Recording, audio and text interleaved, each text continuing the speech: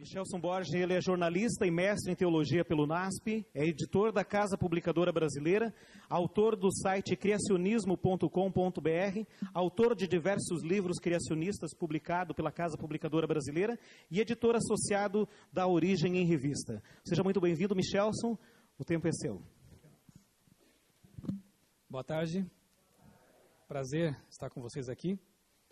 A minha proposta nessa tarde é fazer uma análise breve de como os meios de comunicação populares, seculares naturalmente, né, têm abordado o tema das origens ao longo dos anos aí. Eu sou criacionista há 2 décadas, pelo menos, não tanto quanto alguns aqui talvez, ou talvez mais do que a maioria daqui, né, pelo que eu estou vendo aqui no cenário, no auditório, mas eu passei boa parte da minha vida defendendo o darwinismo. Até o meu primeiro livro, que eu escrevi com 15 anos, meu pai me deu uma máquina de escrever de Natal, e eu passei as férias escrevendo um livro. Ele tinha caráter evolucionista, era uma ficção científica. E a mudança de paradigma não foi tão fácil, foi meio traumática, mas valeu muito a pena.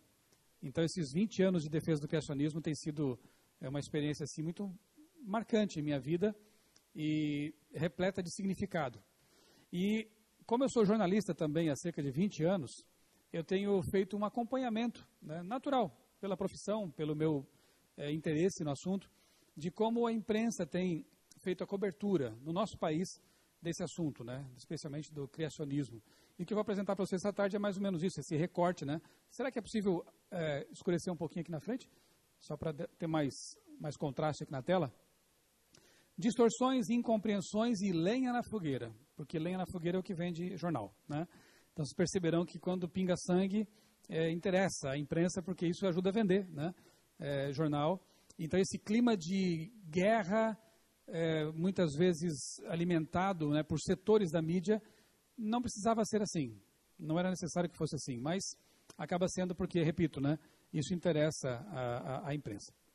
Um autor que sempre, quer dizer, no tempo de evolucionista, ele fez grande diferença, né, no meu interesse por ciência, Carl Sagan, grande astrônomo, divulgador de científico, né? E eu me lembro quando eu comprei o livro Cosmos, que era a coletânea daquela série dos anos 80, né? Que foi a TV, e agora fizeram aí um remake, né? Com um astrofísico, né? Essa série e esse livro Cosmos, eles tiveram um impacto muito forte na minha vida. E como ele foi importante para mim, eu quero começar lendo uma citação de Sagan, de um outro livro, O Mundo Assombrado pelos Demônios. É um livro interessante, sei. E Sagan diz assim: se houvesse ampla compreensão de que os dados do conhecimento requerem evidência adequada antes de poder ser aceitos, não haveria espaço para a pseudociência. E eu concordo em todos os sentidos com o que Sagan diz aqui, né? Se houvesse realmente uma compreensão profunda, né, e evidências consistentes, adequadas, não haveria espaço para a pseudociência. Nem para pseudo-jornalismo, eu posso dizer assim, né? E acho que essa citação, ela dá um bom norte para a gente começar aqui a nossa palestra. Eu quero definir rapidamente com vocês alguns conceitos, porque, tendo a definição deles, vocês perceberão como a imprensa, ou os setores da imprensa secular, nem sempre contribuem para ajudar as pessoas a ter uma compreensão adequada do que sejam ciência, evolucionismo, criacionismo, nem tampouco design inteligente. Querem ver? Um conceito assim interessante de ciência, inclusive quem me ajudou a refiná-lo foi um amigo pessoal chamado Eduardo Lutz, muitos aqui devem conhecê-lo, ou Litz, né? Tem um treminho ali.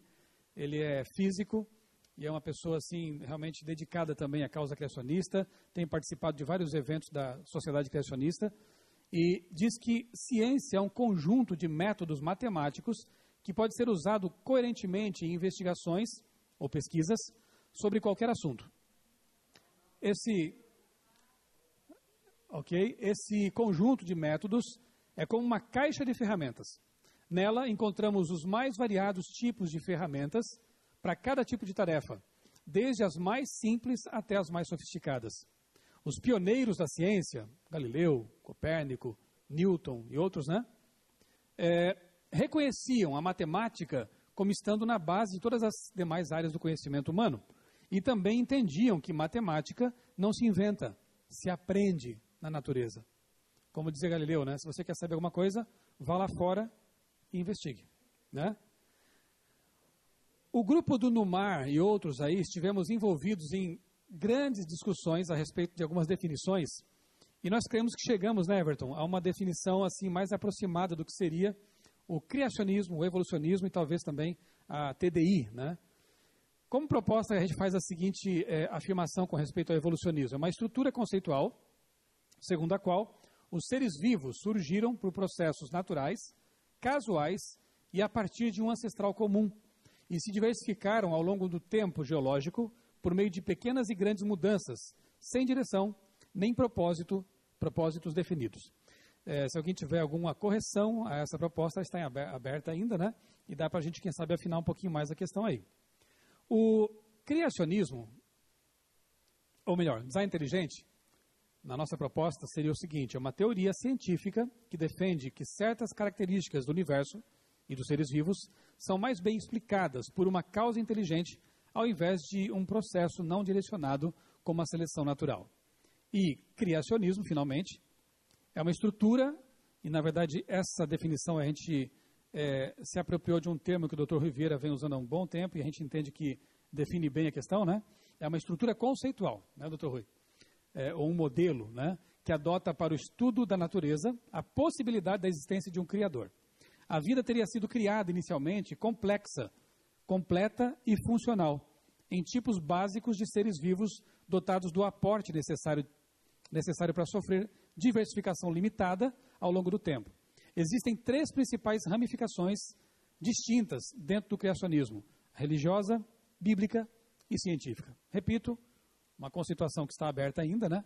Mas que eu acho que nos ajuda agora, ao prosseguirmos, né, e analisarmos a cobertura midiática do tema, para vocês perceberem como eles vão longe, né, dessas definições quando escrevem a respeito. Dr. José Luiz Goldfarb foi meu quase orientador de um quase mestrado na PUC, né? Acabou não dando muito certo isso aí, mas ele é uma figura bem conhecida aí no meio da história da ciência, né? Ele é coordenador do curso de História da Ciência da PUC São Paulo, e em 99, eu já acompanho também a trajetória dele há um bom tempo. Em 99 eu me lembro que eu li uma afirmação dele na revista Época, em que ele dizia assim, ó: nenhum cientista entra no laboratório sem uma visão de mundo mais complexa. O fato de a ciência funcionar em bases experimentais não significa que o cientista não tenha crenças ou pressupostos sobre a realidade. Achei bastante interessante, vindo de um físico, né, historiador, essa admissão de que os cientistas, diferentemente do que muitas vezes a mídia tenta nos apresentar, eles são seres humanos, com subjetividades, né, com bagagem filosófica, tanto quanto qualquer um de nós, né? Então, essa afirmação que muitas vezes se vê, né, especialmente na grande imprensa aí, a ciência diz, ou segundo a ciência, como assim? A ciência não diz nada, né? A ciência nem tampouco é uma entidade ou algo assim, né? Quem diz alguma coisa são os cientistas, né? E a ciência é uma caixa de ferramentas, lembram? Da qual podemos abrir mão ou utilizar para entender o mundo que nos rodeia, estudar o mundo que nos rodeia. Agora, os cientistas que dizem alguma coisa, eles são seres humanos dotados de subjetividade, opinião, bagagem intelectual e por aí vai, né? Não são máquinas.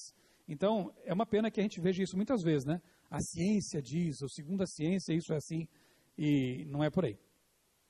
Bem, feita essa introdução bem rápida, porque daria para nos estendermos aqui um bom tempo, mas pelo que eu já sei, o Márcio ontem à noite tratou dessa questão do que é ciência, né? Eu quero com vocês agora fazer 3 exercícios práticos. Estão bem acordados para isso? Eu escolhi 3 cases para a gente analisar, tirados da grande imprensa, 2 mais antigos e um bem recente. Daqui a pouco eu apresento a vocês o bem recente, aconteceu há poucas semanas. Esse aqui eu acho bastante emblemático, né? A revista Ciência Hoje, da SBPC, publicou no ano em que Darwin, né, foi celebrado, porque foi o aniversário acho que de morte, né, ou de nascimento, não lembro agora, de Darwin. 150 anos, né? Do livro, 1859, obrigado. 150 anos da publicação de Origem das Espécies. E essa foi uma edição especial, Darwin e a Evolução. O editorial dessa edição, para mim, foi bem interessante, porque ali eu pude perceber algumas coisas, né, que ficaram bem claras, como, por exemplo, a definição deles do que seja darwinismo, o preconceito tremendo que existe contra o criacionismo e o design inteligente. Vamos acompanhar aqui a leitura de um trecho que eu selecionei do editorial, e eu quero que vocês agora já, craques que estão na conceituação de ciência, design inteligente, criacionismo e TDI, me ajudem a perceber as inconsistências de uma revista conceituada, né? Ciência Hoje. Vamos lá. Escreveram assim: há 150 anos era publicado um livro que mudaria radicalmente nossa concepção da natureza. A Origem das Espécies, do naturalista inglês Charles Darwin, propunha uma teoria avassaladora. Qual? A de que existiria um parentesco evolutivo entre todos os seres vivos, mostrando que os humanos e os macacos descendem de um ancestral comum. Dessa forma, Darwin rompia com o dogmatismo religioso que concebe nossa espécie como fruto da criação divina. Com sua teoria, Darwin atribuía um novo significado para o ser humano. Qual? O produto de um processo natural responsável por toda a diversidade biológica existente. E continua. Mais de um século e meio depois, a obra de Darwin se mantém atual e poderosa. Ela sobreviveu a todos os testes a que foi submetida desde a sua origem. Com a incorporação dos conhecimentos advindos da genética, ela atingiu sua maioridade e mostrou-se capaz de contestar as teorias criacionista e do desenho inteligente. Eles escreveram assim mesmo. Limitando-as a alternativas que não estão à altura do evolucionismo. Por quê? Porque elas têm argumentos religiosos e não científicos. E aí, você fez uma listinha de problemas nesse editorial da Ciência Hoje? Eu quero esmiuçar com vocês algumas coisas aqui, tá? Primeiro ponto, parentesco evolutivo entre todos os seres vivos. O que é isso?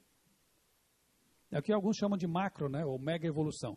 Quando se saiba, isso é um conceito ainda bem filosófico, né, para o qual não há confirmação científica nenhuma, não há nem como testar essa afirmação metafísica deles, né? Depois, o ser humano é o produto de um processo natural responsável por toda a diversidade biológica existente. O ser humano é produto de um processo natural.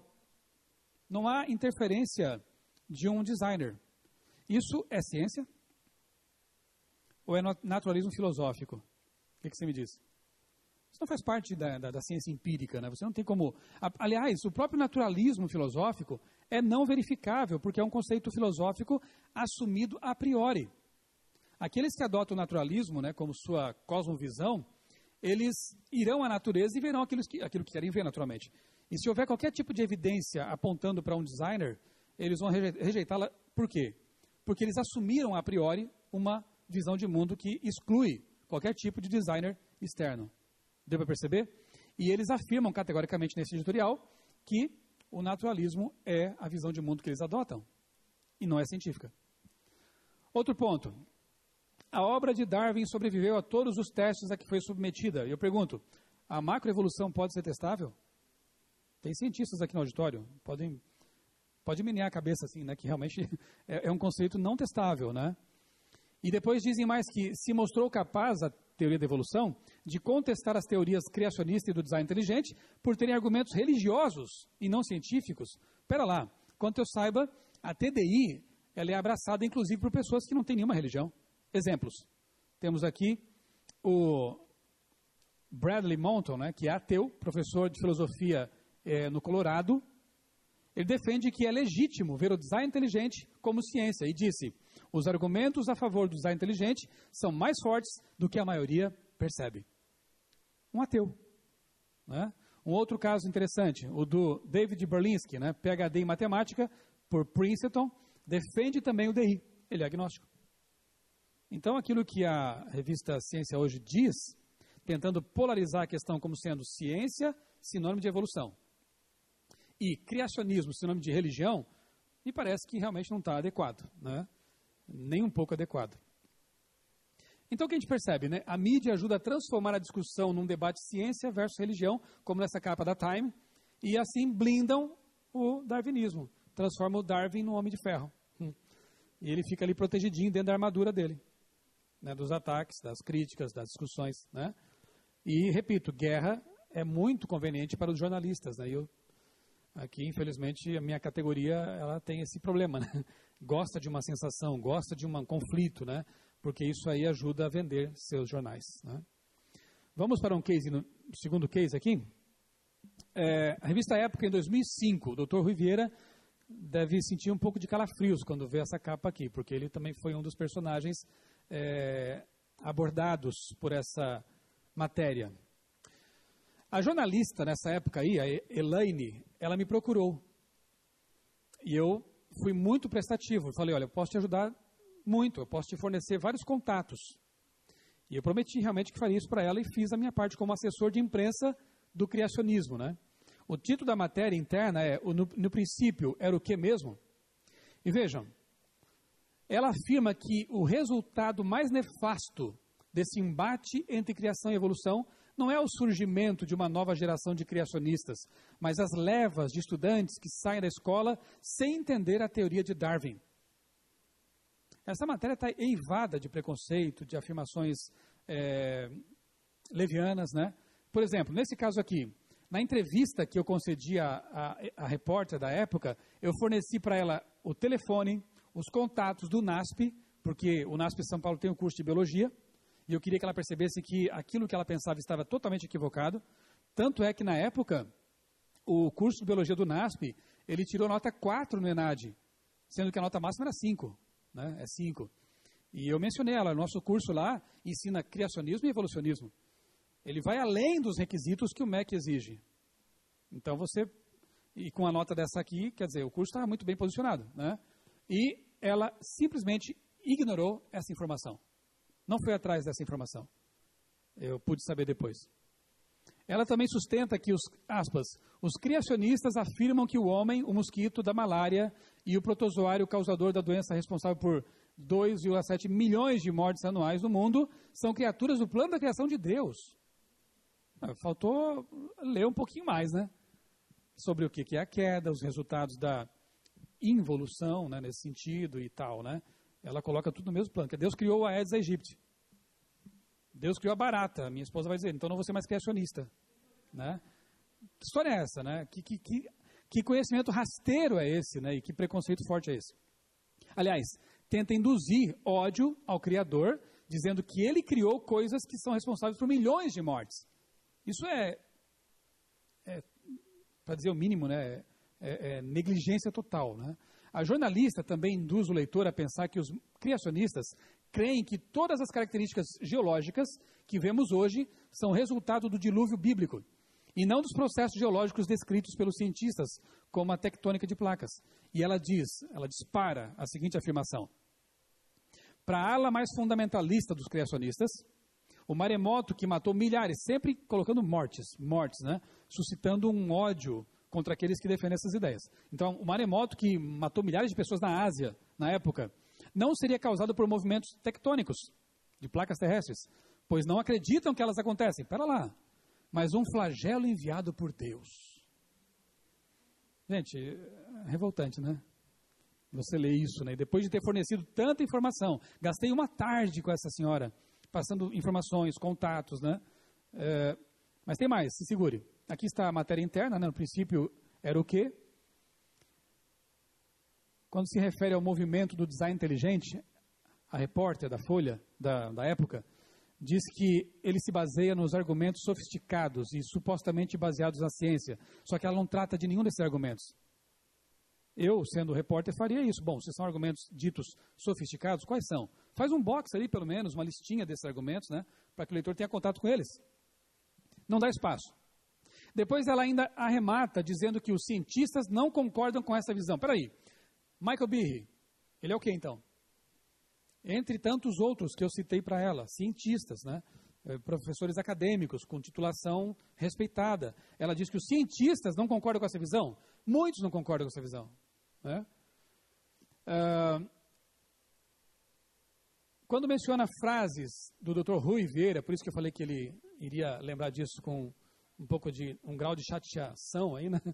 Porque, veja, quando ela cita frases do Dr. Rui Vieira, que também foi colocado em contato com a reportagem, ela deixa novamente transparecer o preconceito. Por quê? Ela informa que ele foi diretor científico da FAPESP, fundador da Academia de Ciências de São Paulo, além de representante do MEC na Agência Espacial Brasileira. E ela diz depois, que curioso, né? Gente, mas eu adorei a resposta do Dr. Riviera depois para ela, dizendo assim, eu não lembro onde foi publicada a sua resposta, acho que na própria época, né? Não sei se lá saiu, mas ele falou assim, e ela é jornalista, que curioso. Então a resposta foi no mesmo nível, né? Foi na jugular. Mas eu achei isso aqui de um tremendo mau gosto, né? Vindo dela, né? Mas tem coisa pior, porque essa peça é tremenda, esse caso aqui é tremendo, né? O cúmulo da argumentação preconceituosa daquela repórter, ele ocorre quando ela compara a proposta de se ensinar criacionismo e evolucionismo nas escolas com o revisionismo a respeito do Holocausto judeu.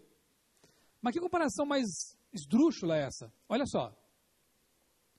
Ela escreveu, esse argumento capcioso é o mesmo utilizado pelos revisionistas do Holocausto judeu, que apesar das fotografias, dos relatos dos sobreviventes, dos documentos, das evidências materiais, da confissão dos algozes e do reconhecimento do Estado alemão, continuam afirmando que o Holocausto foi uma armação.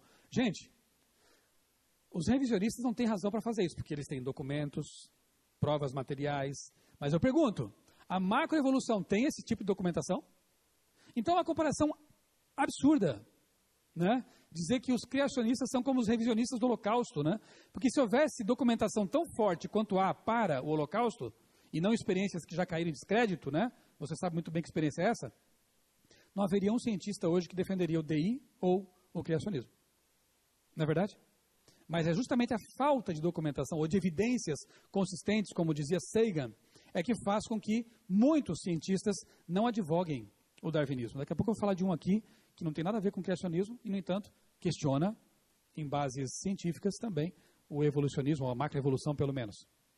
O texto da repórter diz ainda que os cientistas não concordam com essa visão. De novo, né, os cientistas, todos? Ela se refere aqui ao DI. E alegam que o salto, na realidade, é bastante simples. Como assim, né? O salto do mundo inorgânico para o mundo orgânico e vida é bastante simples, ela diz. É simples assim? Os biólogos aqui sabem que não é assim, definitivamente.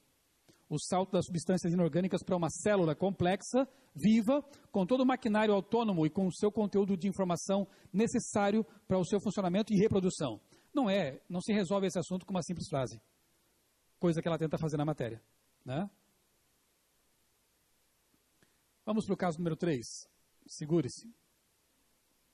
A super irrelevante, super interessante, quando publicou uma matéria, na verdade, recebeu uma carta de um leitor e publicou na seção de cartas. Eu achei isso aqui realmente muito estranho, porque a carta do Valmir, em 2013, dizia assim: sou assinante e gostaria muito de manifestar minha insatisfação com a posição desta revista em defender a ideia, sem nenhuma prova, de que o homem tenha vindo do macaco. Ele comete um equívocozinho aqui, mas tudo bem. Na seção ideia visual, o texto diz o seguinte: um chimpanzé macho, nosso parente mais próximo, não olharia 2 vezes para uma mulher. Acredito que uma revista tão conceituada, bondoso ele, né? Não deve manifestar a sua posição pessoal sobre um fato não comprovado. Ok, essa foi a carta que o Valmir mandou para a revista. Quer saber a resposta? Dos editores? Valmir, nós nunca dissemos que o homem veio do macaco, mas que o chimpanzé é o seu parente mais próximo. Somos descendentes de um ancestral comum, como fica claro pela teoria da evolução, que é um modelo científico sólido. Agora, se a sua religião não permite que você acredite na teoria da evolução, não tem problema algum. Temos pleno respeito por todas as religiões. Achamos que a Bíblia é um documento histórico belíssimo, mas, na hora de falar de ciência, ficamos mesmo com a origem das espécies. O Valmir falou em religião? O Valmir falou em Bíblia? Poxa, está sendo julgado, coitado, né? Partir do pressuposto de que ele é um fundamentalista bíblico já. Ele não falou nada de religião.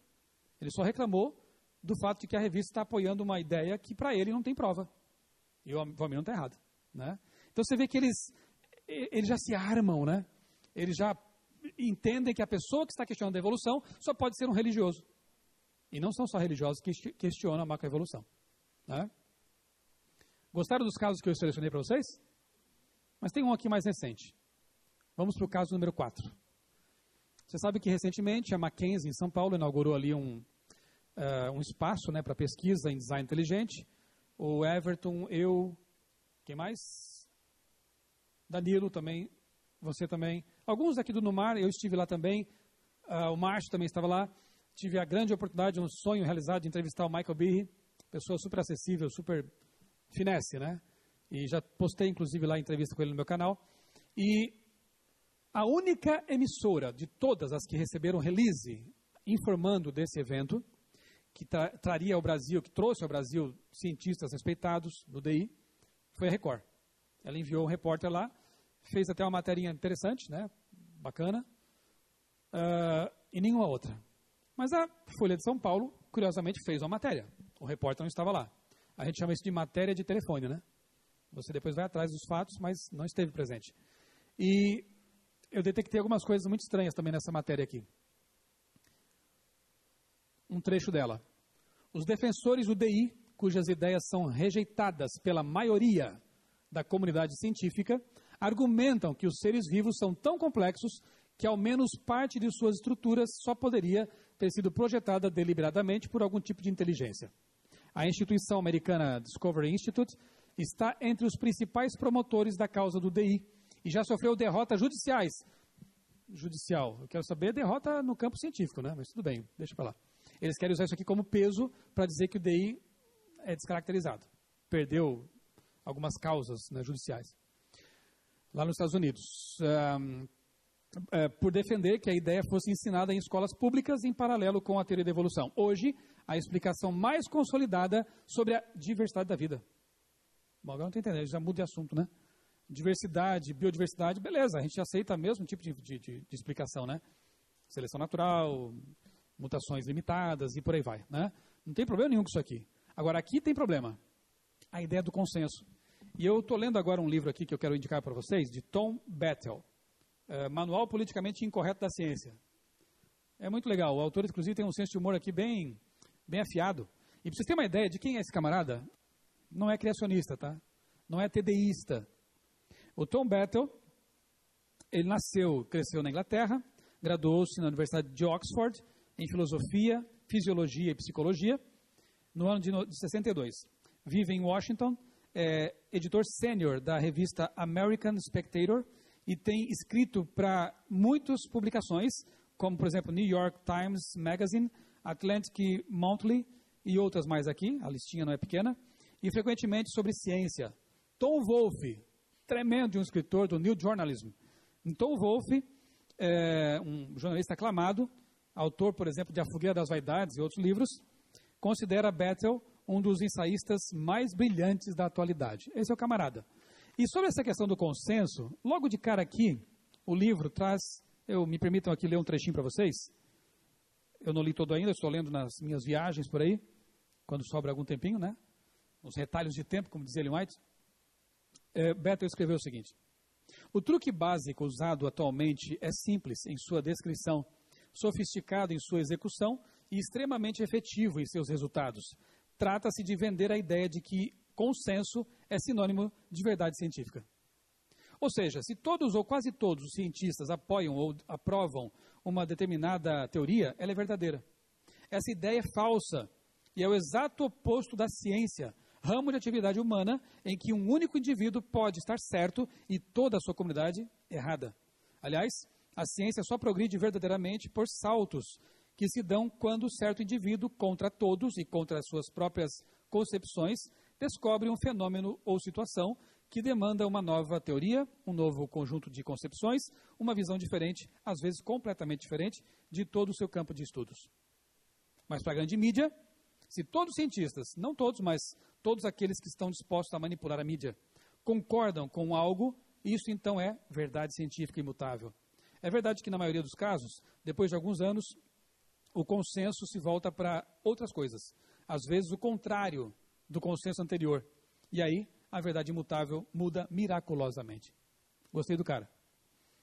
E você vê que a mídia ainda cai nessa, né? De mostrar que o consenso é representante de verdade. Mas não é. Nem sempre é. Frequentemente não é, né? Tem mais aqui, quer ver? Eles dizem que complexidade irredutível é uma das palavras de ordem dos defensores do DI. O termo costuma ser aplicado a estruturas biológicas que, em geral, têm escala celular ou molecular e apresentariam organização tão intrincada que não poderiam ter surgido de forma gradual e não guiada. Beleza, aqui o cara pesquisou um pouquinho, né? O repórter, já que ele não esteve lá. Contrariando, portanto, o que diz a teoria da evolução. O grande exemplo disso seria o flagelo, grosso modo, cauda, né, de certas bactérias. Quem é o autor e o bioquímico que tem defendido mais esse assunto da complexidade redutível e que tem como mascote a bactéria, o flagelo bacteriano? Quem é? Michael Behe. E Michael Behe estava lá, mas Michael Behe não foi entrevistado pela Folha. Michael Behe estava dando sopa, gente. Eu peguei ele num cantinho lá e conversei mais de 10 minutos com ele, gravei uma entrevista em vídeo. Fácil, acessível. A Folha não se deu o trabalho de conversar com o maior defensor desse assunto, né? Ela cita a teoria dele, cita o que ele tem pesquisado, mas não foi a fonte, gente. Isso é jornalismo básico, eu aprendi isso na faculdade, né? Você ouvir as fontes, ouvir os dois lados de uma questão, né? Agora, quem que a Folha entrevistou? Olha aí, 3 acadêmicos que não estiveram lá, na Mackenzie. Entre eles, uma geneticista da Federal do Rio Grande do Sul, que disse o seguinte: considero que se trata de uma tremenda desonestidade intelectual, o DI. As evidências, fatos, provas, pouco importam para eles, né, para os TDIstas.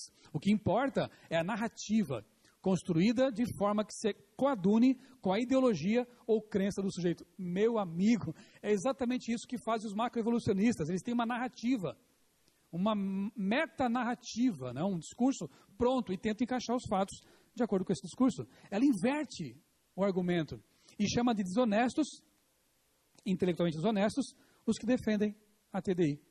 Desonesto é um repórter que não esteve no local, fala sobre o assunto e entrevista fontes que também não estavam lá, para defender a sua ideia. Isso é desonesto. Eu fico bem indignado com isso. Ainda bem que Deus nos dá mansidão, né? Vamos lá. Eu disse a vocês que eu tenho acompanhado ao longo de 2 décadas, pelo menos, a história do preconceito que é alimentado contra os criacionistas, né? Na grande imprensa, ou por setores da imprensa, pelo menos. E aqui eu vou fazer um documentário rápido com vocês, tá? Porque é muito tempo para cobrir em pouco tempo aqui, né?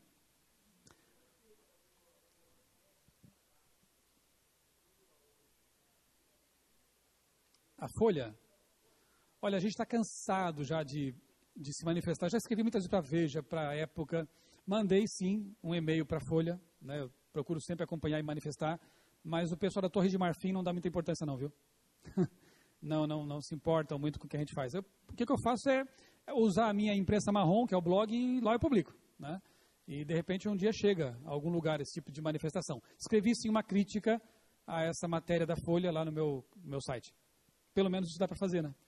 Bem, em 98, que é quando eu comecei a acompanhar, né, essa cobertura toda, eu me lembro que a Folha de São Paulo, ela publicou num caderno dominical, 2 páginas inteiras, uma reportagem, Extremos da Evolução. Interessante que naquele tempo eles eram ainda um pouco ingênuos, né? E eles admitiam nessa matéria aqui, que havia discordâncias internas. E colocavam ali Richard Dawkins de um lado e Stephen Gould de outro, mostrando que eles não concordavam com certas coisas. Como o Gould faleceu, né, acometido por câncer, o Dawkins acabou assumindo o papel aí de um maior defensor, talvez, né, do darwinismo, embora muitos darwinistas tenham vergonha dele. Mas, enfim, nessa reportagem eles mostram divergências. Mas o que mais me chamou a atenção, e eu devia colocar isso num quadro em minha casa, foi a declaração de John Maynard Smith, que era tido como um dos papas do evolucionismo, muito mais importante do que o próprio Richard Dawkins. Ele teve a coragem de dizer o seguinte: por causa da excelência de seus ensaios, o Stephen Gould tornou-se conhecido entre não biólogos como o mais destacado teórico da evolução. Em contraste, biólogos evolucionistas com quem discutia o trabalho de Gould tendem a vê-lo como um homem cujas ideias são tão confusas que quase não vale a pena ocupar-se delas, mas alguém que não se deve contrariar ou criticar em público, por ao menos estar do nosso lado contra os criacionistas. Para mim isso aqui basta. Revelou realmente o que está lá nos meandros, né, de certos setores evolucionistas. Gould tem ideias confusas, mas pelo menos está do nosso lado. e o cara é famoso, e o cara é influente, então deixa quieto. Ele está indo contra os criacionistas, beleza. Isso é ciência, gente? Vocês acham que isso é ciência? Aquela ciência que eu descrevi no começo lá? 25 de agosto de 99, a revista Isto É publica matéria na qual afirma que a crença na semana da criação é uma bobagem sem tamanho. Agora eu vou acabar com a tarde de vocês. Vai surgir um monte de elogios aqui aos criacionistas. Você vai perceber. Primeiro deles, quem crê em bobagem é o quê? É bobo, né? Então quem crê naquilo que a Bíblia fala sobre a criação é bobo, segundo a revista Isto É. 2001, quanto eu saiba, a primeira vez que o tema criacionismo foi capa de uma revista de divulgação científica popular. Eles querem Deus da ciência, como os criacionistas explicam a origem do mundo e contestam Darwin. Nesta matéria, eles usam o termo fundamentalistas, que eu pessoalmente acho muito perigoso, né? Eu acho que foi uma das primeiras vezes que eles aplicam esse termo aos criacionistas, e chamam o criacionismo de movimento populista anti-intelectual. O que é um anti-intelectual? É um burro. Então, além de bobos, os criacionistas são burros. Tem mais. Nessa matéria, eles entrevistaram uma cientista que diz que os criacionistas são especialistas autoproclamados. Isso me deixou tremendamente indignado. Porque eu conheço vários, hoje mais ainda, graças a Deus, né, criacionistas com titulação acadêmica respeitada, com formação acadêmica sólida. E isso aí, você falou, se eu manifestei, né? Essa foi uma das vezes em que eu escrevi um longo e-mail para a redação, para o editor da Galileu, reclamando disso. Falei, olha, vocês estão errados.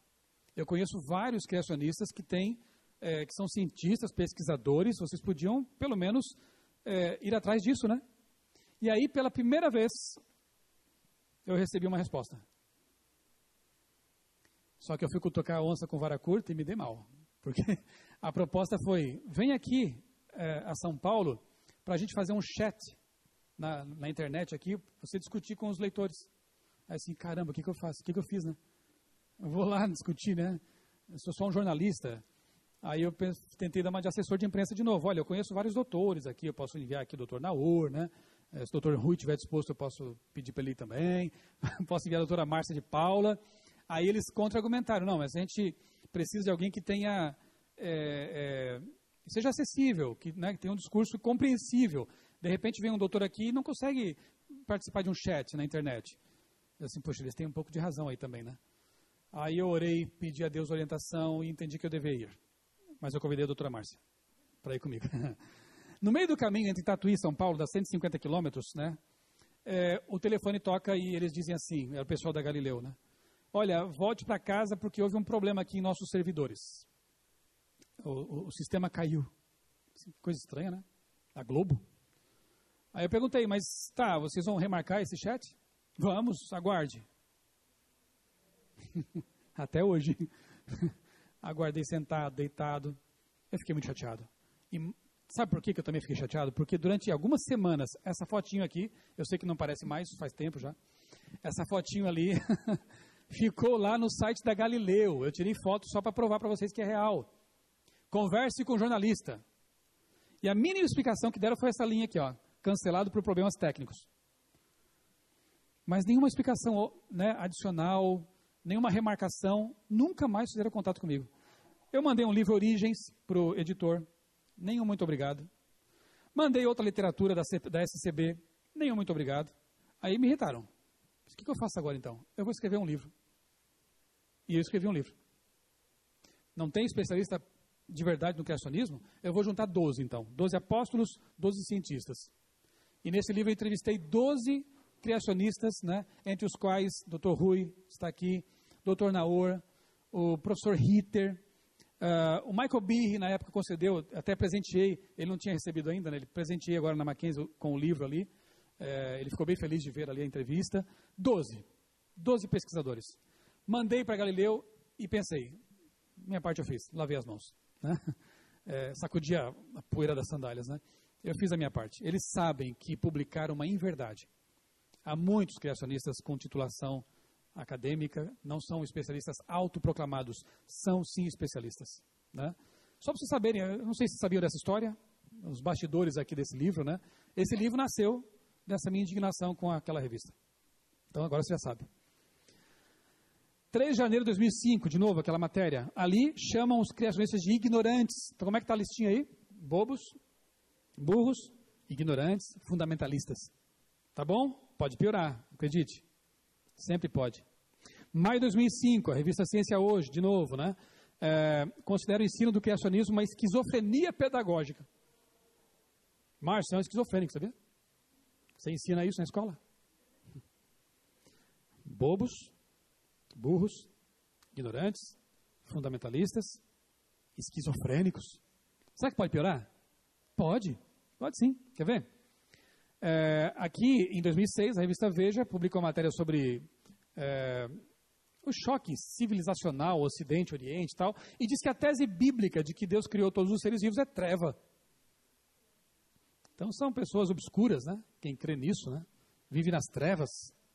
E, para fechar, em 2005, Marcelo Gleiser deu uma entrevista para a Folha de São Paulo e disse que ensinar criacionismo é crime. Pronto, acabou. Agora só falta aprender mesmo, né? Que além de burros, ignorantes, fundamentalistas, bobos, esquizofrênicos, esse povo também é criminoso. Então prendam, e prendam num lugar bem segurança máxima, porque eles pode até espumar naquele lugar ali, querer arrebentar as grades, né? É um povo perigoso, né? Olha que coisa.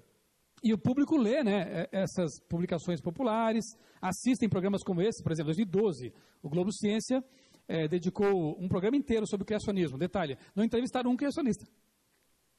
Só evolucionistas, no máximo um padre evolucionista teísta.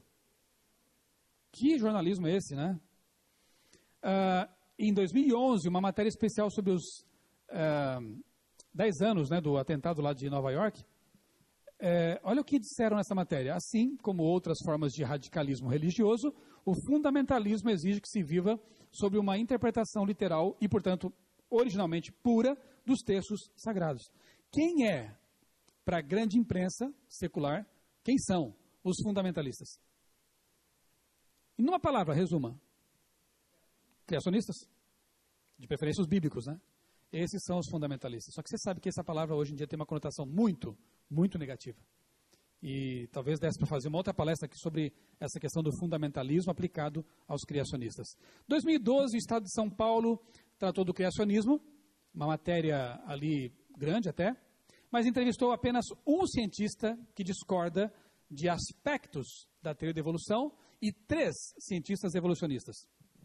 O peso não está legal aí, né? Não está bem equilibrado. Só que a legenda da foto do Marcus Eberlin, Dr. Marcus Eberlin, é mentirosa. Diz assim: Marcus Eberlin rejeita totalmente a evolução. Isso é uma tentativa já de descaracterizar o cientista. Todo criacionista bem informado sabe que tem aspectos da evolução que são aceitáveis, né? Agora, colocando assim, eles tentam realmente já descaracterizar o entrevistado, né? Como uma pessoa de mente estreita e tal, e você sabe que ele é tudo menos isso, né? Tem uma formação realmente respeitável, né? Dr. Ben Carson, outro cientista, né, incontestável na área de neurocirurgia, neurociência, né? Ele foi convidado a fazer um discurso de formatura na Universidade de Emory. E lá no meio do discurso ele resolveu falar alguma coisa sobre criacionismo. Ele manifestou sua crença no Deus Criador. Para quê? Foi uma revolução quase ali naquela universidade. Alunos, professores se manifestando: nunca mais traga esse homem para cá, que mente mais estreita, defender essa ideia religiosa do criacionismo e tal, né? E eu fiquei pensando, se não poupam nem Ben Carson e Marcus Eberlin, o que eu posso esperar, né, da minha vida? Então, é triste ver isso, né? Só porque ele afirma ser criacionista, isso destrói todo o seu currículo? Tudo que ele já fez e construiu? Vocês percebem como é que a coisa vai? Vamos lá, ciência e filosofia. Eu creio que a imprensa, e eu não estou aqui dizendo que a imprensa, toda ela não presta, na verdade, alguns chamam de quarto poder, né? Ela tem realmente um papel importante. Não fosse isso, não teria feito jornalismo e não continuaria crendo que ela tem um papel importante. Mas eu creio que ela poderia ajudar muito mais, especialmente nesse assunto que eu tenho abordado aqui, se esclarecesse realmente o que é filosofia, o que realmente é ciência empírica quando o assunto é tratado, não é? E mostrasse, por exemplo, que o criacionismo bíblico, embora ele se valha do conhecimento científico, né, ou embora ele tenha realmente um componente filosófico, né, teológico, que é o conhecimento bíblico, ele também se vale do método científico. E dissesse, quem sabe, que o evolucionismo, à semelhança do criacionismo, tem uma componente filosófica que é o naturalismo filosófico, mas também se vale do método científico. E o design inteligente se vale do argumento teleológico, mas usa também a metodologia científica, a caixa de ferramentas, para entender a realidade. Se isso aqui, pelo menos, fosse esclarecido nessas matérias que se propõem tratar de criacionismo e evolucionismo, já seria um grande avanço. Mas eu nunca vi isso sendo tratado em nenhuma matéria nesses 20 anos. Né? Eles fazem sempre, é uma regra, parece, né? É ciência versus religião. Limitam a questão a isso aí. E totalmente equivocado. Dr. Philip Johnson, no livro Darwin no Banco dos Réus, ele escreveu que evolução pode significar qualquer coisa, desde a declaração não controversa de que a bactéria desenvolve resistência a antibióticos, até a grande afirmação metafísica de que o universo e a humanidade evoluíram inteiramente por forças mecânicas sem propósito. Uma palavra elástica, assim, evolução, é capaz de induzir ao erro, dando a entender que sabemos tanto sobre a grande afirmação, quanto sabemos sobre a pequena afirmação. Ou, como alguém conseguiu expressar em um cartoon, né? Eu sei que a evolução é verdadeira porque eu vejo a evolução ocorrendo todo o tempo. Só que no momento que ele fala evolução pela primeira vez, ele pensa na macroevolução, aquela que não tem comprovação científica ou não é passível de experimentação, de investigação, né? Que está mais nos campos aí da metafísica. Mas quando ele menciona a evolução pela segunda vez, ele está apenas pensando na diversificação entre raças, como os cães. Então você percebe que essa palavra é bem camaleônica? E, infelizmente, na grande imprensa, quando trata do assunto, eles não esclarecem do que estão falando quando mencionam evolução. Se fizessem isso, seria um grande serviço, né? Ou então começa esse cartoon aqui.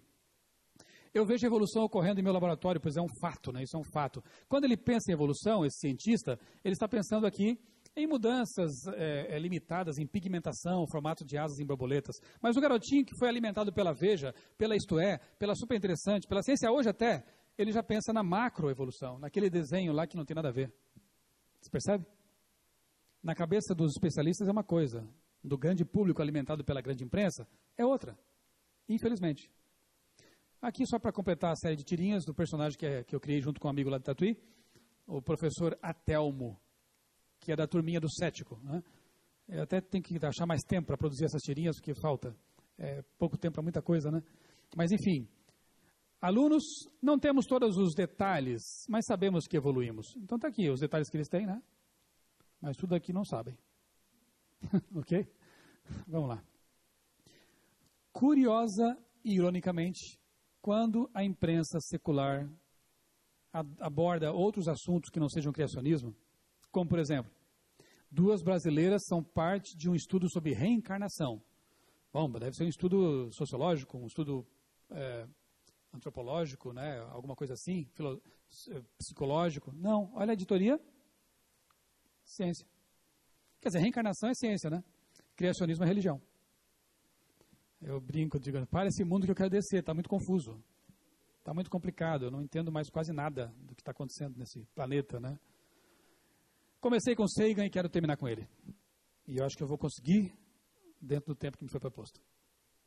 No mesmo livro, O Mundo Assombrado pelos Demônios, Sagan escreveu: parece-me ser necessário um delicado equilíbrio entre 2 tendências, a que nos impulsiona a examinar com atenção, de maneira incansavelmente cética, todas as hipóteses que nos são submetidas e a que nos convida a guardar uma grande abertura a novas ideias. Se você é apenas cético, nenhuma ideia nova chegará a você e não aprenderá jamais o que quer que seja de novo. Você se tornará uma pessoa detestável, convencida de que a estupidez reina no mundo. Em contrapartida, se está aberto para a credulidade e não tem nem mesmo um pouco de ceticismo, então não é nem mais capaz de distinguir entre as ideias úteis e as que não possuem nenhum interesse. Tremendo. E quer saber? É preciso duvidar para crer. E é exatamente por isso que eu sou um jornalista criacionista. Muito obrigado a vocês.